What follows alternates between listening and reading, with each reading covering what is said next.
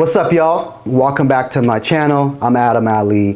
Thank you so much for being here. So I started this new segment on this channel. I don't have a name for it. I know you guys have been commenting on it. Hopefully after this video, you guys might bring it home for me and give me a name to this new segment. You know, once again, this new segment is about me just covering various trending topics and giving my thoughts around it. So in today's video, I am going to be sharing my thoughts on the popular Netflix documentary called Tinder Swindler. If you guys haven't watched it yet, essentially it's about this guy named Simon, who is from Israel, who appears to be swindling a bunch of women via his Tinder, builds real relationships with them in real life, portrays this image of being very, wealthy, rich, whatever, but only to swindle all of these ladies as they become emotional, vulnerable to him. And they eventually send him a bunch of money constantly and ultimately leaving them in serious debt. And now they go on this quest of figuring out how they can, get him to authorities and get him locked up. This is apparently based on a true story. In order for you to, understand my thoughts, if you haven't watched the Netflix documentary, then it probably won't make sense. But for those who have tuned in, I just wanted to share my thoughts about the Tinder Swindler that I thought weren't touched on, and it was very interesting to me. In no priority order, I'm just going to be sharing these thoughts. First of all, every story has 2-3 sides to this story. We heard the side of, the victims. I do think it's important that we get his side of the story. I don't think, I just think there's too much solid evidence that was proposed in the documentary for him to even come back. One thing I know is if you have a truth, you're going to counter it almost immediately. And the fact that he hasn't countered it, he has only, came back with showcasing his life in a luxurious manner. He continues to do it, So that tells me that there has to be some truth, some merit to what this documentary has to say. He hasn't taken any accountability to it. I guess you can say he's taken accountability to it, where he spent some time in jail. He was sentenced to 15 months, but only spent 5 months because apparently of good behavior. But the fact that, he is not saying his truth, I think is a red flag that there's a lot of merit, a lot of truth, a lot of evidence to what the ladies, the victims had to say. My next point is there's certainly signs of mental, illness here on Simon's part here. It would be a whole nother, thing if he was swindling all these people and taking that money to enhance his, his wealth. But all he did continuously was take money from one female, fund the lifestyle of another woman, take that, that same woman, swindle her, and fund another lifestyle of another woman. There's no real objective is what I'm trying to say. So if there's no real objective here, he's clearly in the game of thrills. He's just running around, and there's no end goal here. And that's the big takeaway for me in all of this. What is the point? It was so bizarre to me, because it's not like he was saving money. Clearly he was just funding the lifestyle constantly. He never had anything to his name, to the point where he had to live in hostels. I think in the video he mentions that he was staying in $12 hostels at the very end because no one was coming through for him. There's serious mental illness here where he is just sick in pleasing, you know, various women, and just in this game. It's a game for him, and there's just no end goal. You know, I kept asking, like, what is the end goal here? It's just so bizarre to me. The next point is, I think it's so important when you're getting to know someone to have some boundaries when it comes to money. One of my boundaries or red flags is how soon do I lend people money?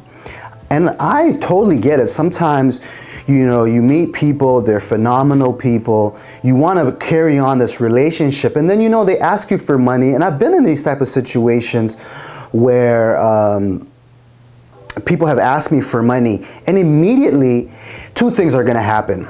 This is just the way I run. This is my code. One, if I can do it, I'm usually going to give you 50% or 25% of what you ask and tell you, you do not have to send me this. I can't give you what you're asking for, but I can give you this, and you do not have to send it back to me. Or I am going to potentially fizzle out the relationship. Because money has, you can really tell who people are based off of money. And I've been in scenarios where people were showcasing a certain lifestyle, and then they get to a point where, you know, they're asking me to borrow money. And again, I truly believe that people, you know, life can give you some quick shift turns and really put you in tricky situations, for sure. So I'm not fully judging, but at the same time, I think you have to have some values, some boundaries, some code when it comes to just money and how you lend it to others. Because that's just me. I run by code when it comes to money. So where I'm going with this is, the ladies clearly did not have a code when it came to money. They were swindled, essentially. They never knew when enough is enough. So I think a good takeaway here is, you know, what is your relationship with the money? And maybe start thinking about how you should, you know, because it's going to happen. It happens to all of us, where our loved ones, someone that we care for, a friend, a family member comes to you asking you for money. How do you deal with that? You know, because if you don't have codes, then you're dealing off of instant emotions that are happening at that very moment. So if you stick with code, then you should be able to navigate through that in the most harmless, seamless way possible.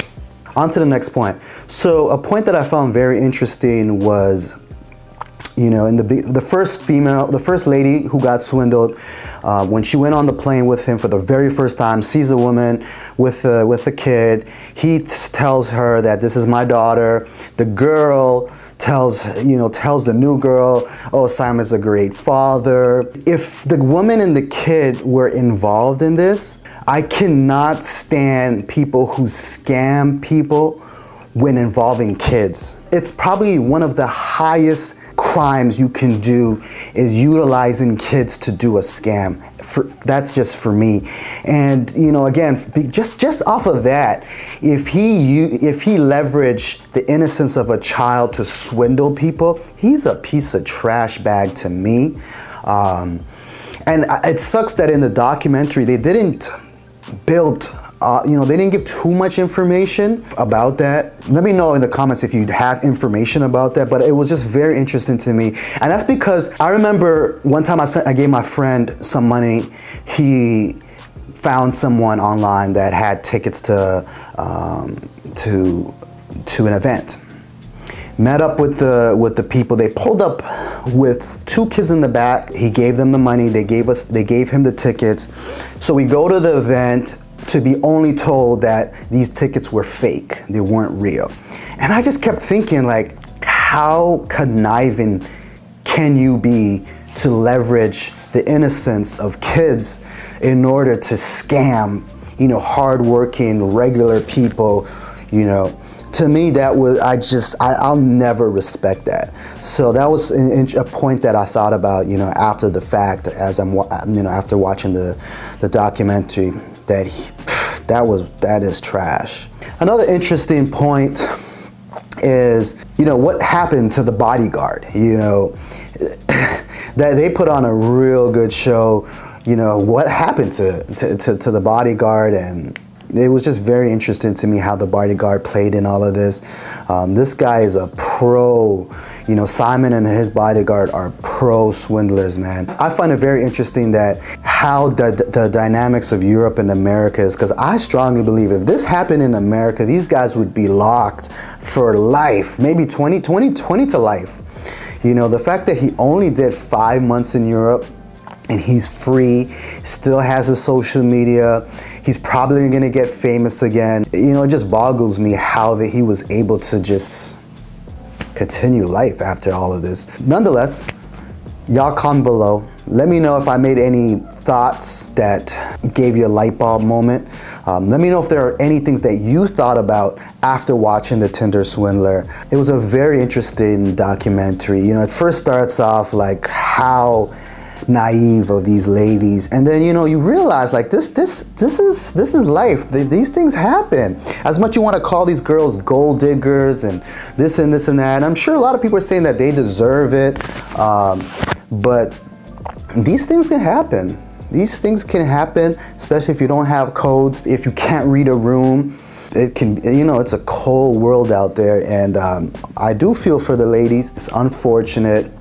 And kudos to them, you know, for putting themselves out there to share this story, because they're being, I'm pretty sure, being ridiculed by the masses, and, you know, certain guys probably just have no mercy for them and just laughing at them. But, you know, their story alone allows conversations like that I'm having to occur, or everything is taboo. No one talks, right? Until, you know, no one just talks. So kudos to them. And let me know in the comments below what you thought about the Tinder Swindler. If there was anything that came to your mind after watching it. Again, I need a name for this new section I started, so drop the comments below. And I hope you guys enjoyed this video, and I'll catch you guys on the next one. Be sure to DM me, let me know some things that I should dissect, share my thoughts about. All right, I'm out. Peace.